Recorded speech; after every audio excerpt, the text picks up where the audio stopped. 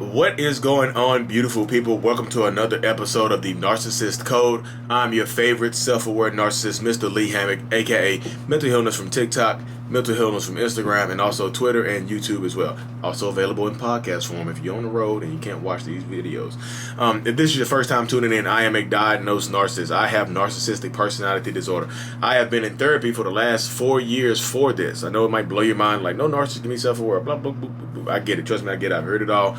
I've been through it all. I'm in psychotherapy. I'm not a psychopath, but I am in psychotherapy. If it's your first time tuning in, the point of my platform, the goal of this platform is to bring awareness to cluster B personality disorders like narcissistic personality disorder, borderline, antisocial personality disorder, all of those things, y'all. And in the process, get more people into therapy and validate the victims of the abuse and things like that. Today's episode is going to be about the all elusive silent treatment from the narcissist. Why does the narcissist go silent on me?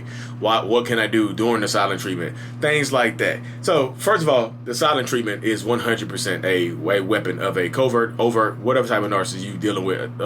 All of them will give you the silent treatment. There's some variations of it and things like that. We'll go into stonewalling in a different episode, but this is about the silent treatment. No talking, no nothing.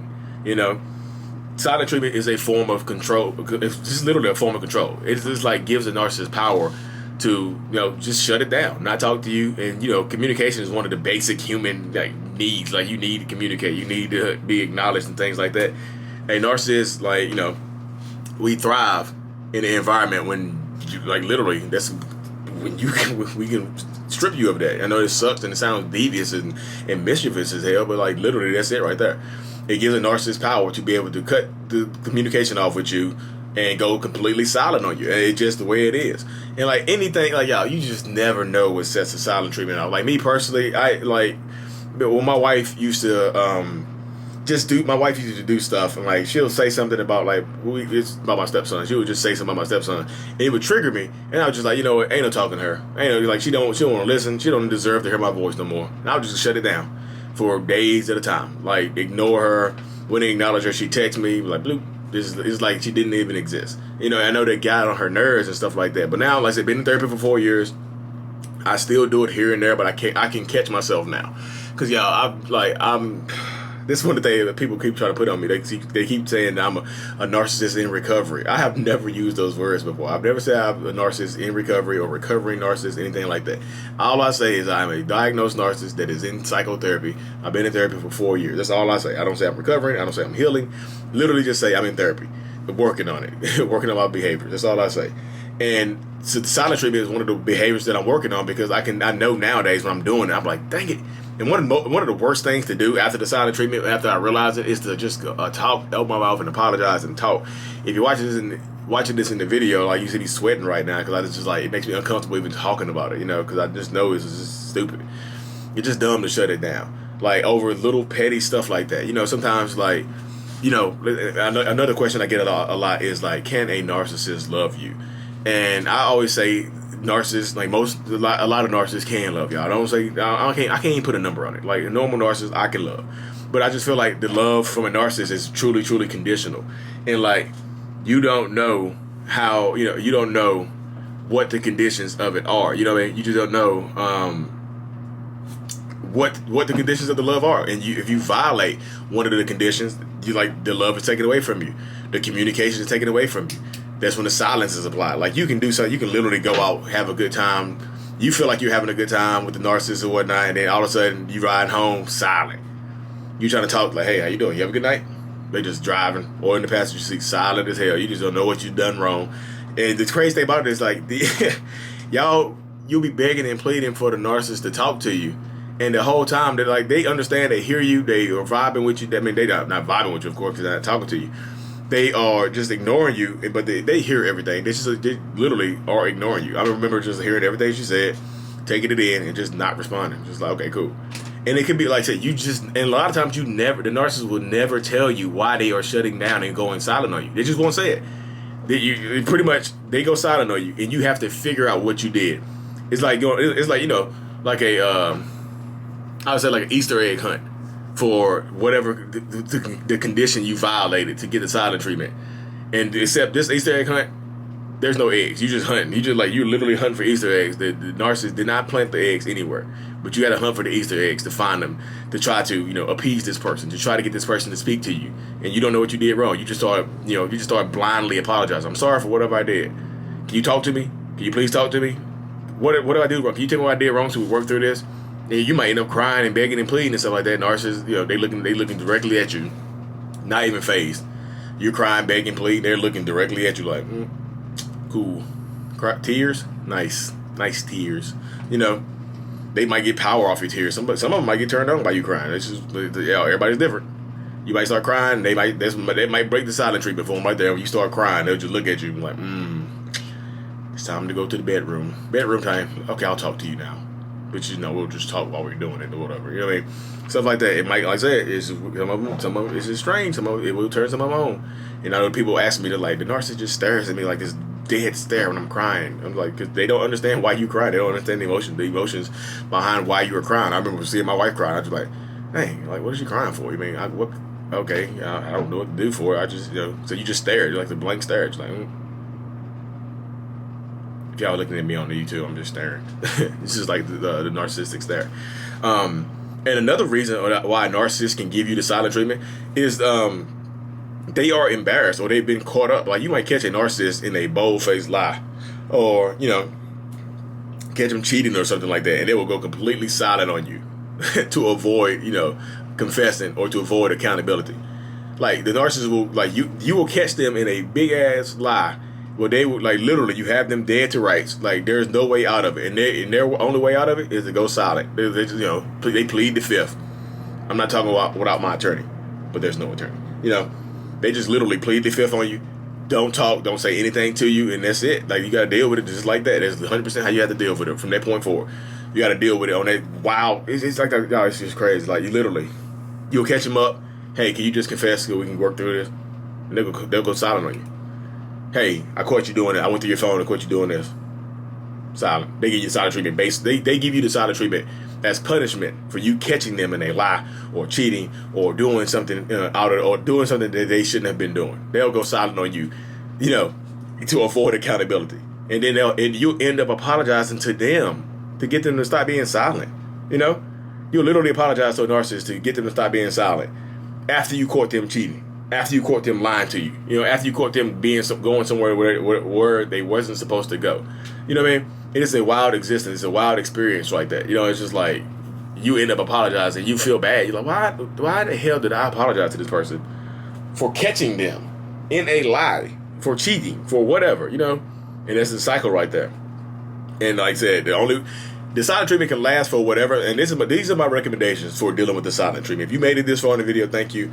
If these are my recommendations, the narcissist, the self-aware narcissist recommendations for dealing with the silent treatment. Number one, enjoy the silence. Sometimes the narcissist won't ever shut up. Sometimes they're just super talkative and super loud and super annoying, but now they're quiet. So learn to enjoy the silence. Like, oh, goodness gracious, I can go record my music right now. I can go chill. I can go watch the movie I want to watch right now. I can go do what I want to do right now. And learn to enjoy the silence within reason. Because some people, be careful. Some of these people are dangerous. And if they see you enjoying them being quiet, that their silent treatment is not a punishment to you, then they will break that silence a lot of times.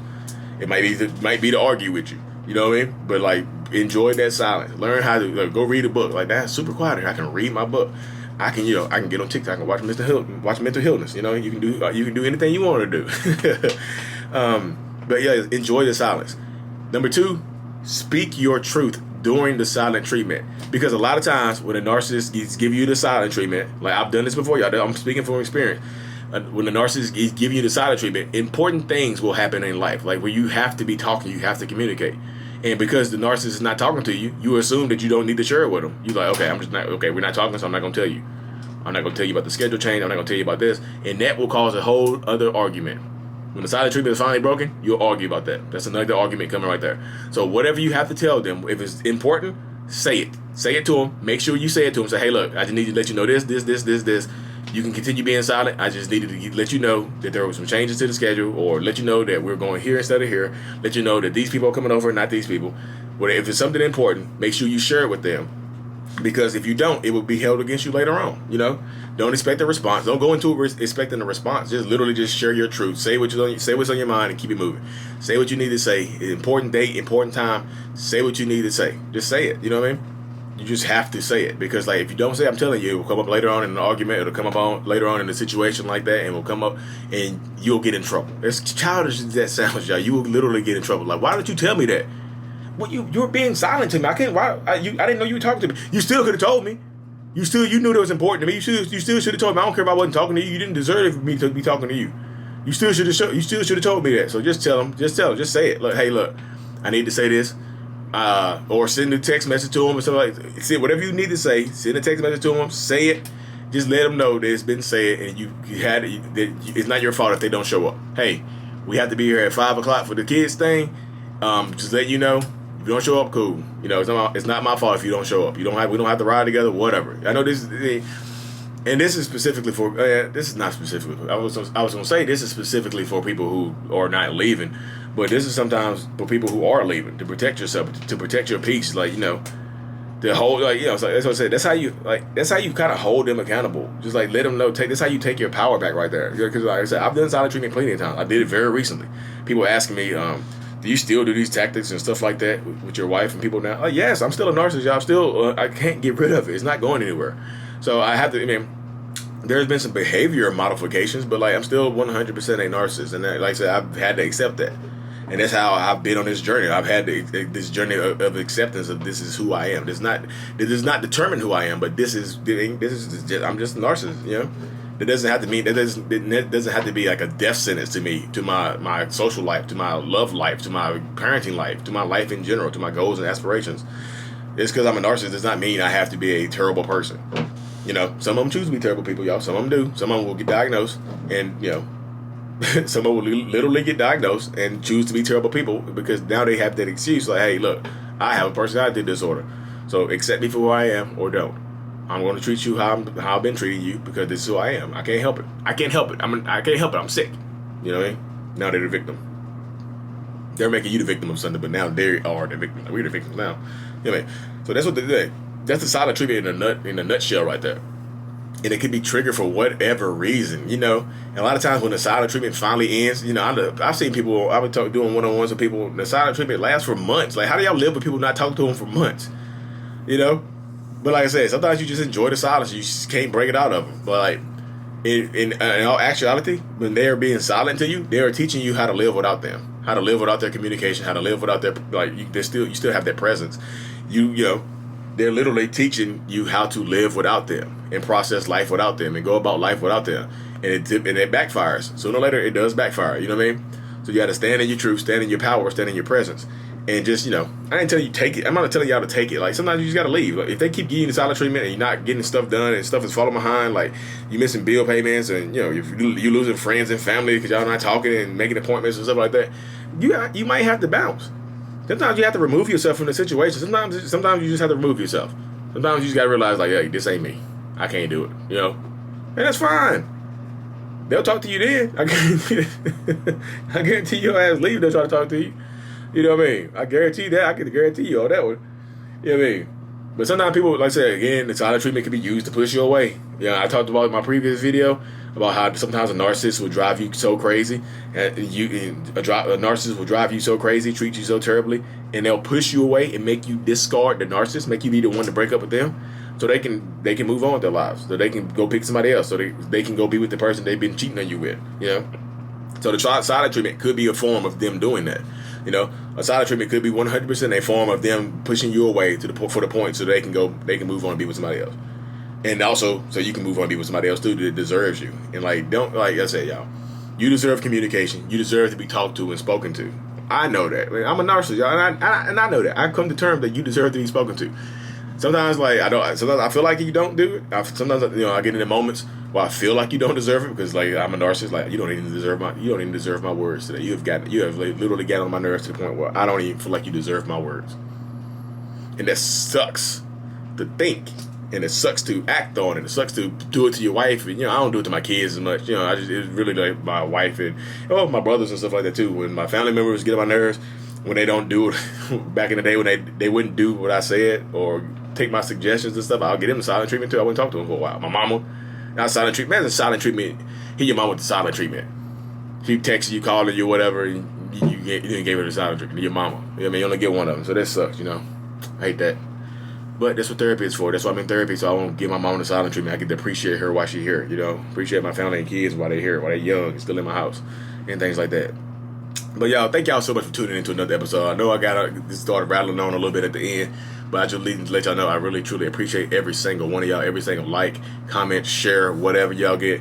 I know I got building up a team of enemies now as well. Somehow, like I don't know how I have enemies now. Well, I kind of do. Like the crazy thing, you know what the crazy thing about it is? Like a lot of my enemies are also people with personality disorders. Like why are y'all like? I'm trying to bring this to the forefront so we can live better lives and you know. We can get more people help, and like this can be pushed to the forefront. But like people, y'all argue with me. Hey Lee, you're adding to the stigma of narcissism. How? My existence is anti-stigma. My existence, and what I mean by stigma is the fact that like even I had a video go viral the other day on TikTok. Sorry, I know I kept going. I had a video go viral the other day on TikTok, and people kept duetting it and stitching it and like making reactions to the video, saying that they want to not like me. I'm like, why do you not want to not like me? You don't know me. Just because I led the video off by saying my name, I have narcissistic personality disorder, and that automatically made people not like me. That's the stigma I'm trying to break right there. It gets to the point where I want people, I want to be open enough to tell people. Like if I ever have to go into the dating world again, I want to tell people like, hey, look, I do have narcissistic personality disorder. I've been in therapy for this long, and I'm working on it. You know, I'm working to be a better person. I just need to be upfront with you, and I want to be comfortable enough to say that. I want to be comfortable. I can't even talk right now. I want to be comfortable enough to tell my family and friends what they already know. I want other people to be comfortable enough to tell their family and friends, like, hey, look, I'm a narcissist. I have a disorder. That's why I've been this way. I want to work on it, though. I want to get better. I want relationships to get better. I want, boyfriends to go up to their girlfriends or fiancés and say, hey, look, girlfriends go up to their fiancés or boyfriends and say, hey, look, I think I had this personality disorder. I need help. And they go get help. And they live happily ever after. Or do they? Find out next time on the Narcissists Code Part 30. I forgot what episode this is. But anyway, y'all, I know I got the rambling at the end. I'm passionate about this thing. Thank y'all so much. And y'all go back and watch my live video with Miss Haven Lyons today. It was a great video. We're going to do another live. She has antisocial personality disorder plus borderline personality disorder. She is a special human being.